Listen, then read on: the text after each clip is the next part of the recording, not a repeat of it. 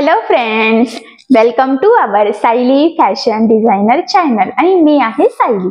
तर तुम्हा सर्वांचं आपल्या आजच्या नवीन अशा छानशा व्हिडिओमध्ये मी मनापासून खूप खूप स्वागत करते। तर बघा मग आज मी तुमच्यासोबत खूप सुंदर लेटेस्ट ट्रेंडिंग न्यू लुक मधली खूप छान अशी डिझायनर ब्लाउजची डिझाइन शेअर करणार आहे। कारण आता सध्या लग्न सराई सुरू झालेली आहे आणि लग्न सराई म्हटले की खूप सारे नवरीचे ब्लाउज येत असतात आणि अशा वेळेस आपल्याला डिझाइन कशी बनवावी हे सुचत नाही। थोडीशी म्हणजे अरीवर्क न करता सुद्धा अरीवर्कला टच देणारी अशी आपण आज खूप सुंदर अशी ब्लाउज डिझाइन बनवणार आहोत, ती सुद्धा बोटनेक मध्ये। आणि आता सध्या बोटनेक ब्लाउजचं सुद्धा खूप ट्रेंड चालू आहे। सो मी तुम्हाला संपूर्ण कटिंग जे काही आपण थोडंसं वरून वर्क वगैरे करणार आहे त्याचं संपूर्ण कटिंग आणि स्टिचिंग अतिशय सावकाश स्टेप बाय स्टेप आणि खूप काही महत्त्वाच्या टिप्स अँड ट्रिक्स सांगणार आहे, जेणेकरून तुम्हाला आपला आजचा हा व्हिडिओ बघून अशी छानशी डिझायनर नवरीची सुंदर अशी ब्लाउज डिझाइन सहजच बनवता येईल। ठीक आहे, चला मग आता वेळ न घालवता आपण आपल्या आजच्या छानशा व्हिडिओला सुरुवात करूयात। आणि हा व्हिडिओ तुम्ही स्किप न करता पूर्ण नक्की बघा, जेणेकरून बाय चान्स जरी तुम्ही कोणी नवीन असाल तरी सुद्धा तुम्हाला आपला आजचा हा व्हिडिओ बघून अशी छानशी ट्रेंडिंग ब्लाउज डिझाइन सहज बनवता येईल। कारण मी जेवढं शक्य आहे तेवढं सोप्या पद्धतीने सांगण्याचा प्रयत्न केलेला आहे। ठीक आहे, तर हे बघा इथे तुम्ही बघू शकतात की हा हे ब्लाउज पीस छान असा वर्कला ब्लाउज आहे आणि याची ना ऑलरेडी बॅक पार्टची आपण इथे कटिंग करून घेतलेली आहे, म्हणजे अस्तर आणि मेन फॅब्रिक असं दोन्ही पण। त्याचबरोबर आपल्याला इथे मी म्हटलं होतं की थोडंसं आपल्याला अरीवर्कचं मटेरियल सुद्धा यूज करायचं आहे, तर ते सुद्धा इथे मी जरा साईडला काढून ठेवते, म्हणजे पुढे स्टिचिंग वगैरे करताना आपल्याला इझी जावं यासाठी। तर बघा हे गहू बीड्स यूज करून छान असा डिझायनर ब्लाउज आज आपण बनवणार आहोत। आता हे मी साईडला ठेवते आणि सगळ्यात आधी इथे बघा तुम्ही अस्तर आणि मेन फॅब्रिक असं दोन्हींचा बॅक पार्ट कटिंग करून घेतलेला आहे। तर एकदा ओपन करून दाखवते, त्याचबरोबर याचं मेजरमेंट कसं आहे तेही सांगते, म्हणजे तुम्हाला तुमच्या मापानुसार या डिझाईनसाठी कशा पद्धतीने कटिंग स्टिचिंग करावी तर हे सहजच लक्षात यावं यासाठी। त्याचबरोबर इथे बघू शकता खालच्या साईडला पण काठ घेतलेला आहे। आता बघा हा जो काही ब्लाउज आहे ना, तर त्या ब्लाउजची जी काही उंची आहे तर ती आहे इथे 13 इंच आणि 1 इंच मार्जिन, असं टोटल आपण 14 इंचाला इथे मार्किंग करून घेतलेली आहे। त्यानंतर हा आहे बोटनेक ब्लाउज। तर बोटनेक ब्लाउज साठी पूर्ण शोल्डर लागतं, तर इथे जे काही शोल्डर आहे तर ते आपण टाकलेलं आहे 7 इंच आणि याची जी काही गळारुंदी आहे तर ती आपल्याला घ्यायची आहे 4 इंच। ठीक आहे, तर गळारुंदी शोल्डर लक्षात आलं असेल आणि जेवढं पूर्ण शोल्डर टाकलेलं आहे म्हणजे 7 तेवढाच आपल्याला मुंडा घ्यायचा। एकला मार्किंग करून बॅक साईडच्या मुंड्याचा शेप सुद्धा इथे दिलेला आहे। त्यानंतर इथून छातीचा चौथा भाग घेतलेला आहे 9 इंच अधिक 1.5 इंच मार्जिन, असं टोटल 10.5 ला मार्किंग करून आपण हा बॅक पार्ट इथे कटिंग करून घेतलेला आहे। आता जो काही मेन फॅब्रिकचा बॅक पार्ट आहे तर तो साईडला ठेवलेला आहे आणि सगळ्यात आधी आता गळ्याची जी काही मार्किंग आहे तर ती अस्तरच्या बॅक पार्टवर करायची आहे। तर वरती बघा 3 इंचाची मार्किंग करून घेतलेली आहे, त्यानंतर त्याच्या खाली पुन्हा 1 इंचाची मार्किंग केलेली आहे आणि त्यानंतर इथून तुमचा जेवढा काही गळा असेल किती डीप घ्यायचा वगैरे ते त्यावरती डिपेंड आहे, तर तेवढी तुम्हाला इथे मार्किंग करून घ्यायची आहे। तर बघा मग मी इथे 7 इंचाला मार्किंग केली।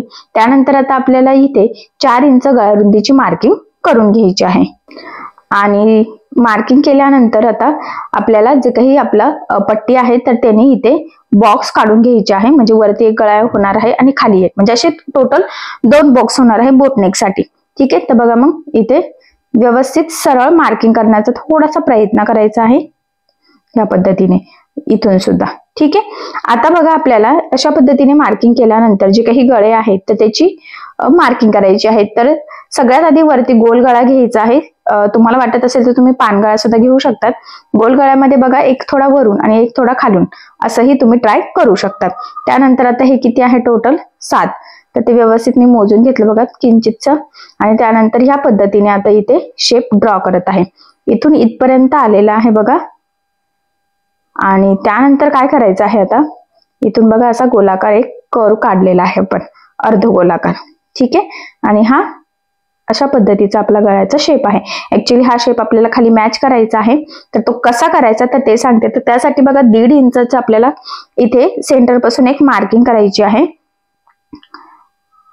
आणि तिथून हा कर्व असा मॅच करायचा आहे। ठीक आहे, म्हणजे ऍक्च्युली आता असं जरी तुमच्या लक्षात येत नसेल तर पण ज्यावेळेस पूर्ण ब्लाउज होईल ना त्यावेळेस लक्षात येईल की कशा पद्धतीने हा शेप आहे। तर बघा आता वरचा जो काही गोलाकार गळा आहे तर तुम्ही इथे कटिंग करून घेतला आणि हा जो काही खालचा गळा आहे ना तर हा खरं तर आपल्याला कॅनव्हास पेपरवर लावूनच रेडी करायचा आहे। त्यामुळे मग मी इथे आता लगेच कटिंग करणार नाही. ठीक आहे.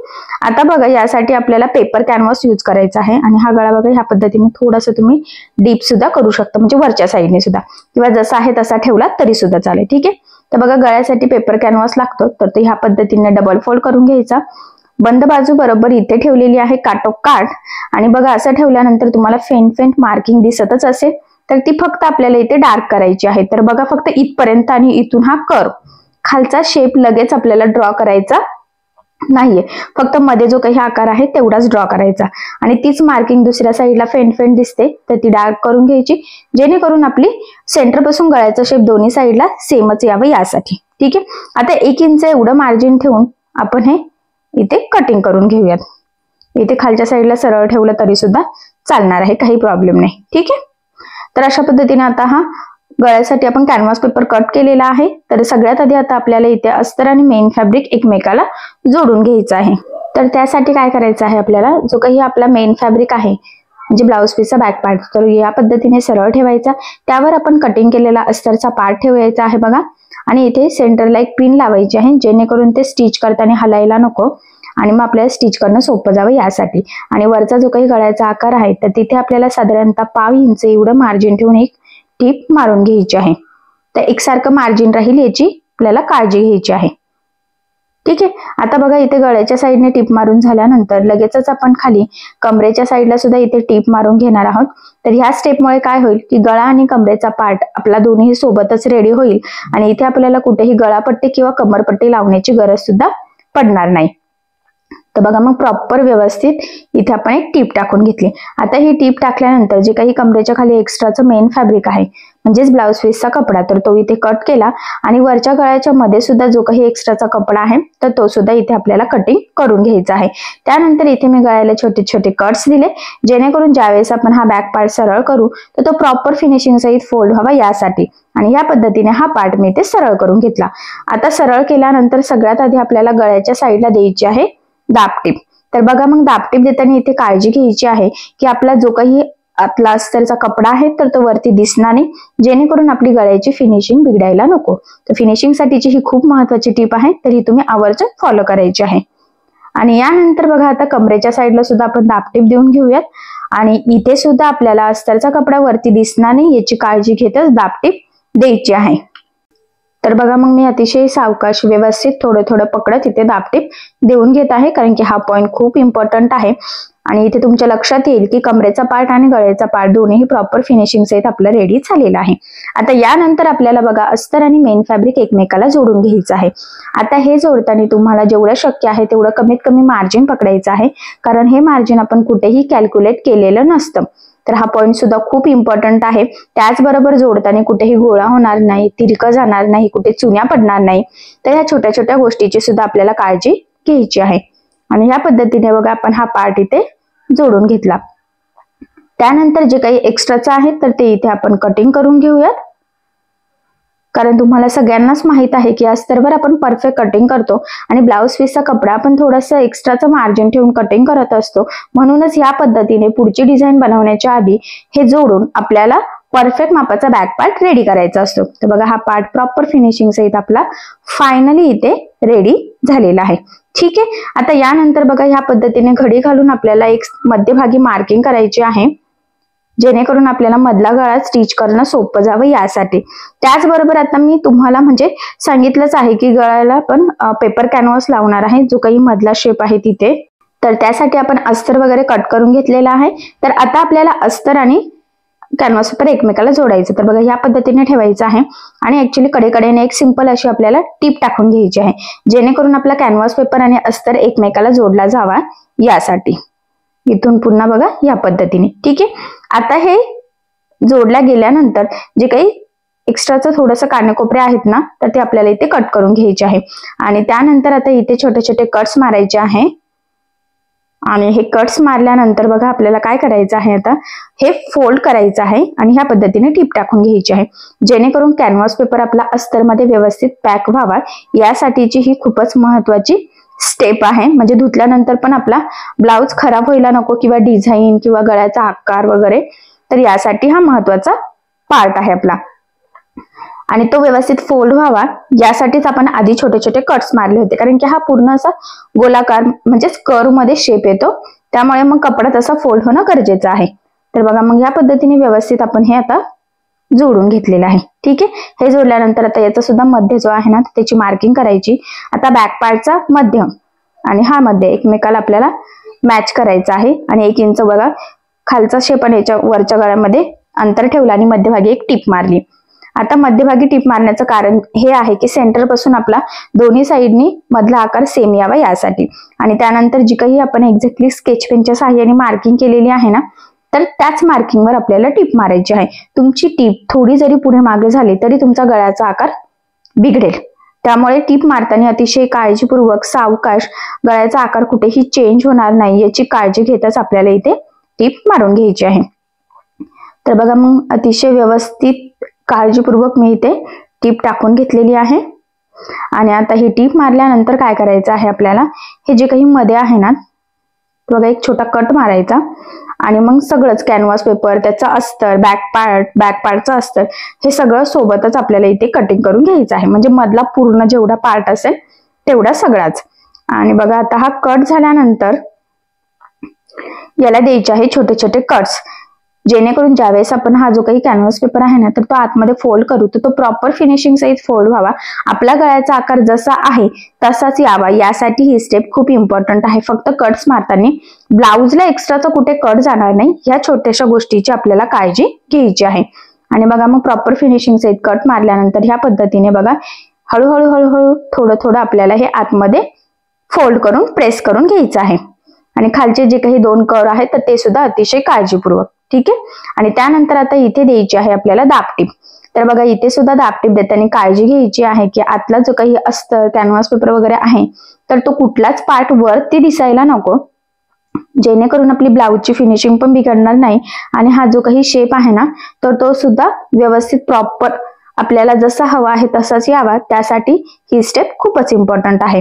तर बघा मग अतिशय व्यवस्थित काळजीपूर्वक मी इथे दाबटीप देऊन घेत आहे. तर तुम्ही सुद्धा जरा थोडा टाइम लागला तरी चालेल, पण ही स्टेप अतिशय काळजीपूर्वक फॉलो करायची आहे. आणि बघा मग इथून पुन्हा कंटिन्यू दाबटीप देऊन घ्यायची आहे. आणि तुमच्या लक्षात येईल की खालचे जे काही 2 कर्व होते तर ते एकदम प्रॉपर असे इथे रेडी झालेले आहेत. ठीक आहे, तर बघा किती प्रॉपर फिनिशिंग सहित आपला हा मधला शेप आलेला आहे. आणि वरचा गळा आणि खालच्या शेप मध्ये 1 इंचचा आपण डिस्टन्स ते ठेवलेलंच होतं.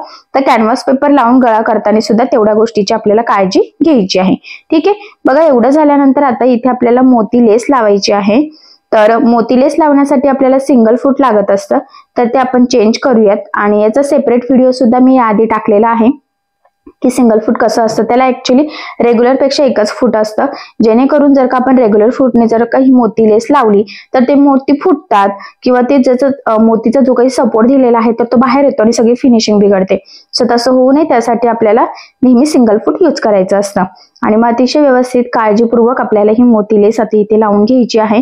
आणि ती अशा पद्धतीने लावायची की त्याचा सपोर्ट आपल्याला वरती दिसायला नको, फक्त मोती दिसले पाहिजे. तर हा पॉइंट सुद्धा खूप इम्पॉर्टंट आहे, तर हा तुम्ही लक्षात राहू द्या. आणि बघा मग किती व्यवस्थित प्रॉपर फिनिशिंग सहित आपण गळ्याला ही मोती लेस लावून घेत आहोत. आणि लक्षात येईल तुमच्या की फक्त मोती दिसते बघा, इतकं प्रॉपर फिनिशिंग सहित आपण ही मोती लेस लावून घेतलेली आहे. ठीक आहे, आता वरच्या गळ्याला लावून झाल्यानंतर काय करायचं आहे, मधला जो काही कर्व आहे ना तर फक्त तिथेच आपल्याला ही मोती लेस लावून घ्यायची आहे, फक्त मधला कर्वला. हा पॉइंट सुद्धा खूप इम्पॉर्टंट आहे, तर हा तुम्ही लक्षात राहू द्या. आणि मधला जो काही 2 कर्व आहे ना तर तिथे ती व्यवस्थित आपल्याला फोल्ड करायची आहे, कारण 2 कर्व येत आहे ना तर त्याचा जसा शेप आहे ना तशीच आपली ही मोती लेस लागली गेली पाहिजे, तरच मग आपल्या डिझाईनला लुक राहील, नाही तर मग सगळं लुक बिघडेल. तर बघा मग अतिशय व्यवस्थित काळजीपूर्वक आपण ही मोती लेस लावून घेतली, म्हणजे वरच्या गळ्याला लावलेली आहे आणि ह्या मधल्या शेपला. ठीक आहे, इथपर्यंत आय होप सो तुमच्या लक्षात आलेलं असेल. आता यानंतर मी गोल्डन कलरचा दोरा इथे ओवून घेते, कारण की आता आपल्याला इथे गोल्डन कलरची लेस यूज करायची आहे. मी बऱ्याचदा सांगत असते की ज्या कलरची लेस असेल शक्यतो त्याच कलरचा धागा यूज करायचा, जेणेकरून फिनिशिंग प्रॉपर यावी यासाठी. ठीक आहे, सेंटरला बघा मी मार्किंग करून घेतलेली आहे. त्यानंतर 1.5 इंचाला इकडे आणि 1.5 इंचाला इकडे मार्किंग करून घ्यायची आहे आणि हा शेप आपल्याला ह्या पद्धतीने ड्रॉ करायचा आहे, जसं आपण कटिंग करताना मार्क केला होता ना सेम तसाच. ठीक आहे. आणि आता आपल्याला इथे लेस लावून घ्यायची आहे. तर बघा, तुम्ही तुमच्या आवडीनुसार कुठलीही लेस इथे लावू शकतात, पण मी गोल्डन घेतलेली आहे. थोडीशी शाईन आहे, म्हणजे थोडीशी चमकी आहे, त्यात थोड्या वेगळ्या पद्धतीची ती लेस आहे. ऍक्च्युली बघा, मी आता रेग्युलर फूट लावून घेते, कारण की लेससाठी काय आपल्याला सिंगल फूटची गरज नाहीये. फक्त ज्यावेळेस रेडीमेड पाइपिंग आणि आपण ही मोती लेस लावतो त्यावेळेस आपल्याला सिंगल फूट हे लागत असतं. तर बघा, स्टार्टिंगला लेस इथे फोल्ड केली, कारण कमरेचा पार्ट ऑलरेडी आपला फिनिशिंगचा इथे रेडी झालेला आहे आणि जी मार्किंग केली होती ना, तर त्या शेपमध्ये आपण ही लेस लावायला इथे सुरुवात केलेली आहे बघा. आणि थोडीशी मॅट फिनिश कलर मध्ये ही लेस आहे खरं तर. आणि कंटिन्यू आता पूर्ण गळ्याला आपल्याला ती लावून घ्यायची आहे. जो आपला गळ्याचा आकार आहे ना, तर तिथे. तर गळ्याचा आकार कुठेही चेंज व्हायला नको, त्यासाठी अतिशय सावकाश काळजीपूर्वक थोडं थोडं पकडत पकडत आपल्याला इथे टीप टाकत टाकत ही लेस इथे लावून घ्यायची आहे. तर हा पॉइंट खूप खूप खूप इम्पॉर्टंट आहे, तर हा तुम्ही लक्षात राहू द्या. तर बघा, मग बरोबर इथून कानाकोपऱ्यापर्यंत व्यवस्थित लावलेली आहे. आणि खरं तर ना, पुन्हा तर सेंटर पर्यंत आल्यावर जी काही आपण त्या कर्वच्या साईडला मार्किंग केलेली आहे ना, तर तिथून पुन्हा आपल्याला ती लेस लावून घ्यायची आहे, बरोबर फोल्ड करत. हे बघा इथून. आणि आता जी काही आपण मोती लेस लावलेली आहे, म्हणजे त्याचे मोती फुटणार नाही याची काळजी घ्यायची, कारण की हे डबल फूट आहे. तर फूट थोडंसं ही लेस लावताना त्या मोतीला टच होते, पण थोडं काळजीपूर्वक. ठीक आहे. आता बघा, या लेसला डबल टिप द्यायची आहे. मी नेहमीच सांगत असते की तुमची लेस जाड बारीक कशीही असो, शक्यतो डबल टिप देत चालायची. त्याचे 2-3 फायदे आहे. सगळ्यात महत्वाचं म्हणजे लेस वरती तरंगत नाही, डबल टिप दिल्याने ती पॅक लागली जाते, आणि सगळ्यात महत्वाचं म्हणजे फिनिशिंग खूप सुंदर येते. सो त्यामुळे तुम्ही आठवणीने लेसला नेहमी डबल टिप द्यायची आहे. ठीक आहे. तर बघा, किती प्रॉपर फिनिशिंग सहित आपण ही लेस लावलेली आहे. त्यानंतर आपल्याला इथे बॅक साईडला टक्स टाकायचे आहेत. तर बघा, सेंटर पासून 4.5 किंवा 5 इंचाला तुम्ही मार्किंग करू शकतात, आणि उभा टक्स पण 4 किंवा 4.5चा घेऊ शकतात. आता तुमचा वरचा शेप किती आहे त्यावर ते डिपेंड आहे. आणि बघा, मग अर्धा इंच एवढं मार्जिन ठेवत तिरका टक्स आपल्याला इथे टाकून घ्यायचा आहे. तर बघा, मग इथून ह्या पद्धतीने टक्स टाकला. टक्सला नेहमी डबल टिप सुद्धा द्यायची आहे, जेणेकरून टक्स लवकर खराब व्हायला नको, म्हणजेच आपला ब्लाऊज सुद्धा लवकर खराब होणार नाही. तर बघा, ब्लाऊज स्टिच करताना मी जेव्हा जेव्हा सांगते ना की डबल टिप द्यायची आहे, तर तिथे तुम्ही आवर्जून द्यायची आहे. जर सिंगल टिप दिली तर ते लगेचच उसवण्याचे चान्सेस असतात. तर बघा, फायनली दोन्ही साईडनी प्रॉपर फिनिशिंग सेट टक्स आपण इथे टाकून घेतलेले आहे. त्यानंतर बघा, हे जे काही गहू मणी आहे ना, तर ते आपल्याला इथे यूज करायचे होते, मी बोलली होती बघा. तर सगळ्यात आधी सेंटरची एक मार्किंग करून घेतलेली आहे. त्यानंतर आता आपल्याला हे सुईने याच्यावर जे काही वर्क करायचं आहे तर ते करणार आहोत आपण. तर बघा, इथे सुईमध्ये मी धागा ओवून घेतलेला आहे. तुम्ही इथे गोल्डन कलरचा किंवा ब्लाउजच्या कलरचा असा कुठलाही धागा इथे यूज करू शकतात. आता तो 2 पदरीच घ्यायचा आहे, 4 पदरी घेतला तरी सुद्धा चालेल, काही प्रॉब्लेम नाही. ठीक आहे. त्यानंतर बघा, इथून आता ही सुई बरोबर टाकली आपण, व्यवस्थित पॅक करून घेतलेली आहे. आणि त्यामध्ये आता आपल्याला हे जे काही आपले गहू मणी आहेत तर ते ओवून घ्यायचे आहे. तर इथे बघा, कट मारले मी आणि ते पटपट पटपट ओवून घेत आहे. आता तसं याला थोडा टाइम लागतो एवढं करायला, पण ते गरजेचं पण आहे, कारण की त्यावर आता आपलं पूर्ण वर्क हे डिपेंड आहे. म्हणजे खूप सुंदर असा ब्लाऊज दिसेल, नवरीच्या साडीला मॅच होईल असं, नवरीला कसं छान असा वेगळा युनिक पॅटर्न हवा असतं ना, तर त्यासाठी मग ही डिझाईन तुम्ही नक्की ट्राय करू शकतात. ऍक्च्युली पद्धत खूप सोपी आहे, दिसायला जरी अवघड दिसत असेल तरी सुद्धा ती खूप सोपी आहे. तर बघा, एवढे ओवून घेतलं आणि असं थोडंसं लूज ठेवायचं आहे आपल्याला, कारण की घातल्यानंतर ना आपल्याला लेयर तयार करायचे आहे.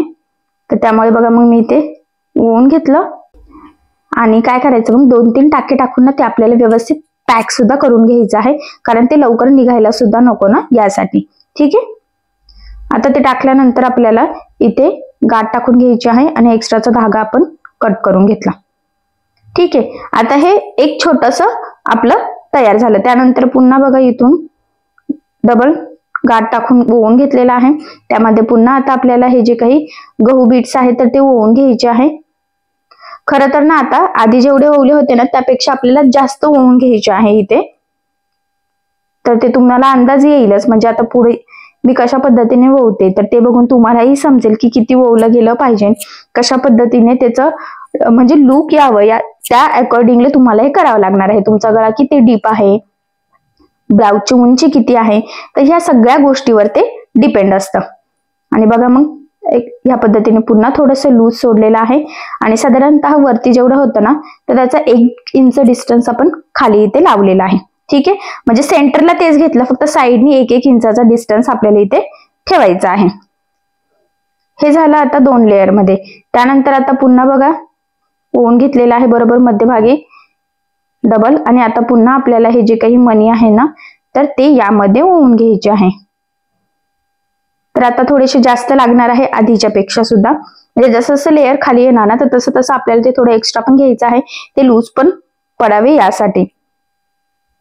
हे बघा, आणि ना डायरेक्ट दोऱ्यामधून आपण ओवून घेतोय, त्यामुळे जर आपल्याला सोपं जाते. एक एक मणी काढत एक एक जर ओवला तर थोडा जास्त टाइम लागेल, त्यामुळे ऍट अ टाइम सुईमध्ये 2 ते 3 मणी पटपट ओवून घ्यायचे. तसं मी म्हटलं की याला थोडा आपल्याला टाइम लागतोय, बट इट्स ओके, नवरीचा ब्लाऊज आहे, तेवढा टाइम तर आपण हे करू शकतो.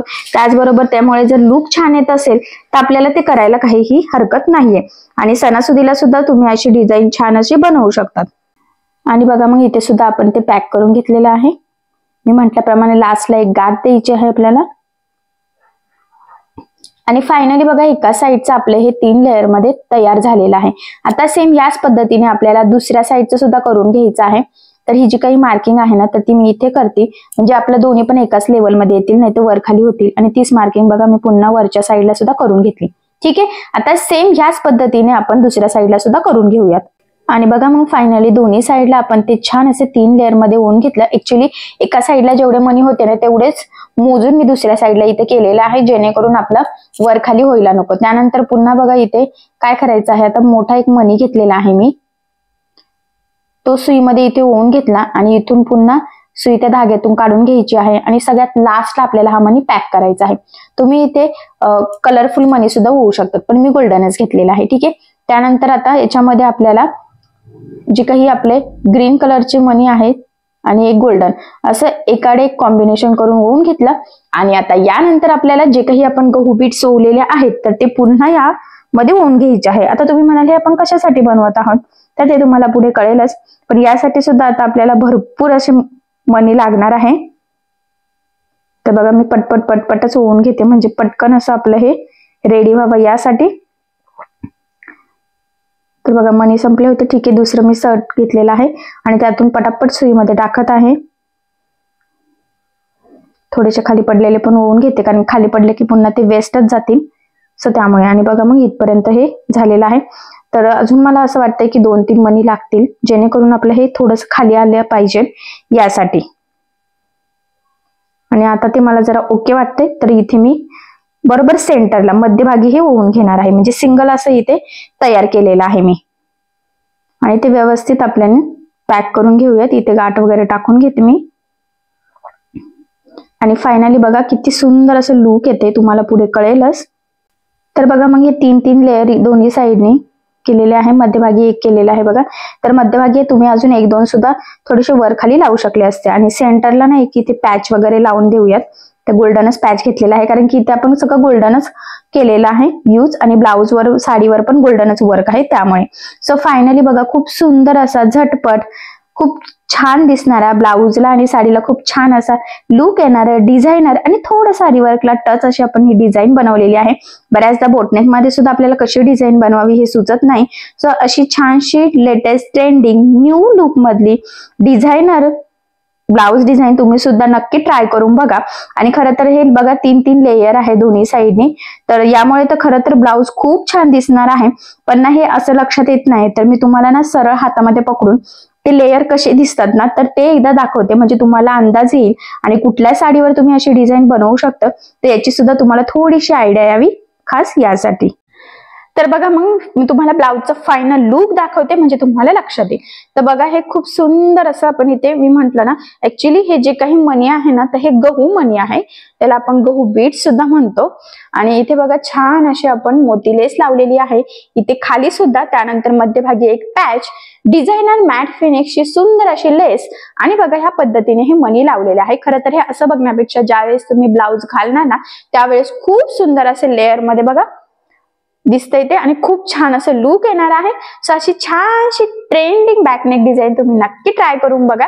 मी तुम्हाला ही संपूर्ण कटिंग आणि स्टिचिंग अतिशय सावकाश स्टेप बाय स्टेप आणि खूप काही महत्त्वाच्या टिप्स अँड ट्रिक्स सांगितलेल्या आहे, जेणेकरून तुम्हाला आपला आजचा हा व्हिडिओ बघू अशी छानशी डिझायनर नवरीच्या ब्लाउजला सूट होणारी ब्लाउज डिझाईन सहजच बनवता येईल आणि नक्कीच तुमचा कस्टमर सुद्धा खूप खुश होईल.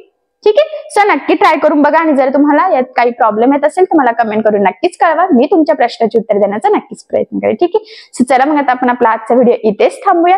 तुम्हाला आपला आजचा व्हिडिओ कसा वाटला आणि आपली आजची डिझाईन आवडली असेल तर व्हिडिओला लाईक करायला विसरू नका आणि असेच नवनवीन छानसे व्हिडिओज बघण्यासाठी आपल्या सायली फॅशन डिझायनर या चॅनलला लाईक करा, शेअर करा आणि सबस्क्राईब करायला विसरू नका. ठीक आहे, सो चला मग भेटूया पुन्हा नवीन अशा छानशा व्हिडिओमध्ये. तोपर्यंत टेक केअर, काळजी घ्या आणि आपला आजचा व्हिडिओ शेवटपर्यंत पूर्ण बघितल्याबद्दल thank you so much. Bye bye.